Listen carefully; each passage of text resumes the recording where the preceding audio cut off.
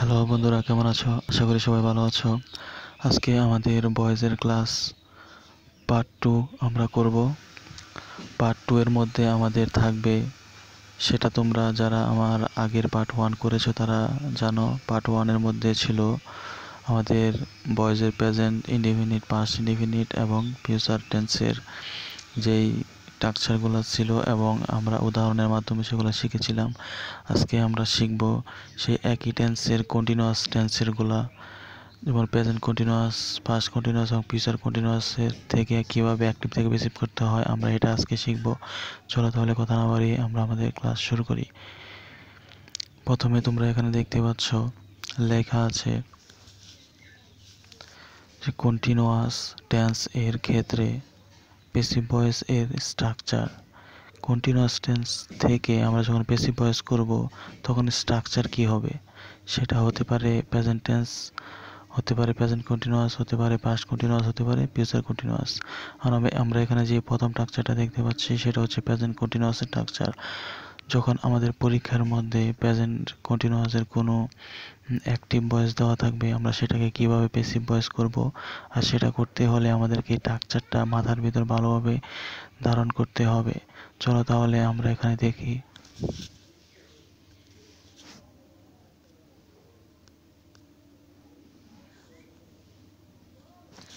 তোমরা এখানে দেখতে পাচ্ছ প্রেজেন্ট কন্টিনিউয়াস থেকে আমরা কিভাবে অ্যাক্টিভ থেকে প্যাসিভ করব।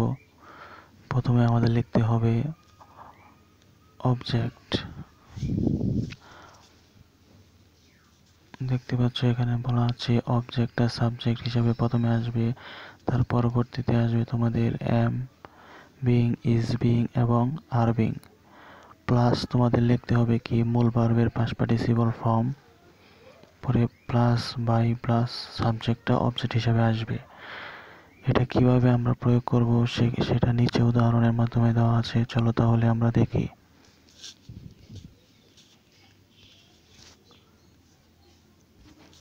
তোমরা এখানে দেখতে পাচ্ছ লেখা আছে শি ইজ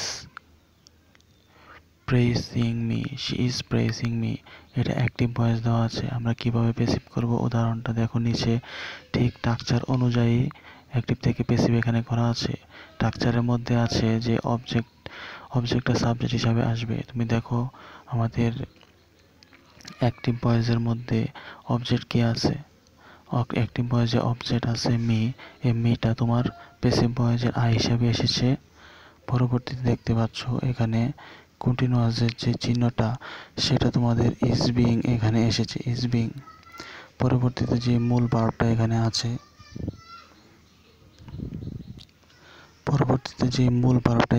এই মূল ভার্বটার পাস্ট পার্টিসিপল ফর্ম এখানে তোমাদের লিখতে হবে। পরবর্তীতে দেখতে পাচ্ছ স্ট্রাকচারে যেই বাইয়ের কথাটা বলা ছিল এখানে, এই বাইটা ওইখানে তোমরা লিখবে।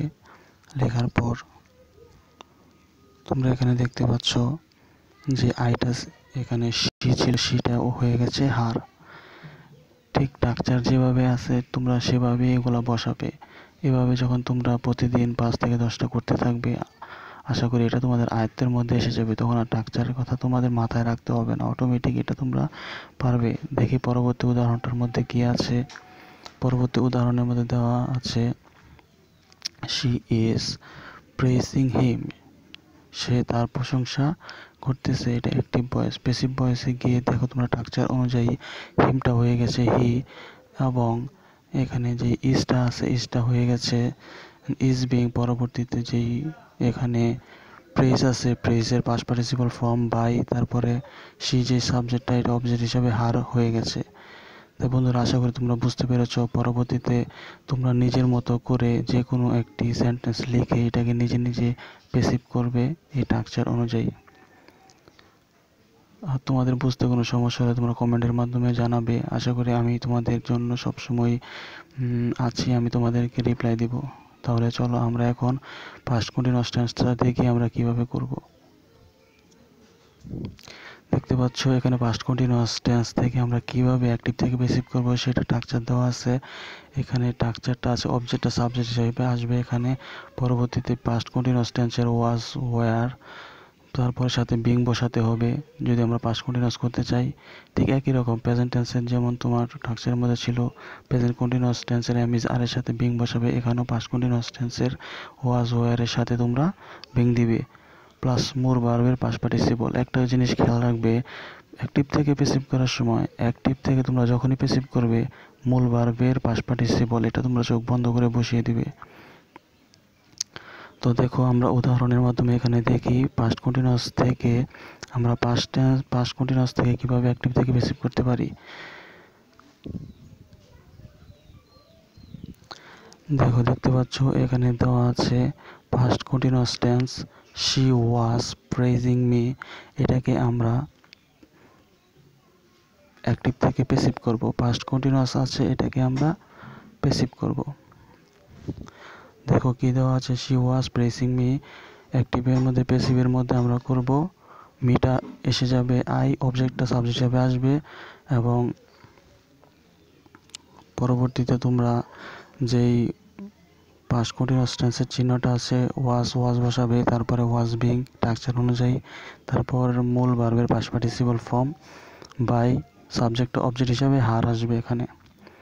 পরবর্তীতে যে উদাহরণটা আছে তোমরা দেখতে পাচ্ছ শি ওয়াজ প্রেসিং দ্যাম, সে তাদেরকে প্রশংসা করতেছিল, এটা আছে অ্যাক্টিভ। এটা কীভাবে প্যাসিভ করব, সাবজেক্ট যেহেতু আমরা অবজেক্টটাকে সাবজেক্ট হিসাবে বসাবো স্ট্রাকচার অনুযায়ী, সেই হিসাবে আমরা দ্যামটাকে দিয়ে তৈরি করব এবং সাবজেক্ট অনুযায়ী আমরা ওয়াজ ওয়ার দুইটা থেকে একটা বসাবো, সাবজেক্ট অনুযায়ী ওয়াজ ওয়ার এই দুইটা থেকে একটা বসাবো। সেটা হচ্ছে এখানে ও দেশের সাথে যেহেতু ওয়াজ হয় না ওয়ার হয়, সেহেতু এখানে ওয়ার বসেছে। তোমরা দেখতে পাচ্ছ প্রথমে ছিল ওয়াজ, পরবর্তীতে প্যাসিভ এসে ওয়ার হয়েছে, কারণ শি এর সাথে হয় ওয়াজ এবং দের সাথে হয় ওয়ার, তাই আমরা এখানে সাবজেক্ট অনুযায়ী ভার্বের পরিবর্তন করেছি। তারপরে আমরা কি বসাবো, অক্সিলারি ভার্বের সাথে বিন বসাতে হয়, পরে মূল ভার্বের পাস্ট পার্টিসিপল বাই, তারপরে হি হয়ে গেছে হার।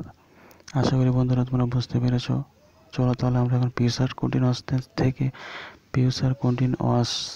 টেন্স থেকে কিভাবে আমরা অ্যাক্টিভ থেকে প্যাসিভ করব সেটা আমরা দেখি। দেখতে পাচ্ছ এখানে স্ট্রাকচারটা দেওয়া আছে,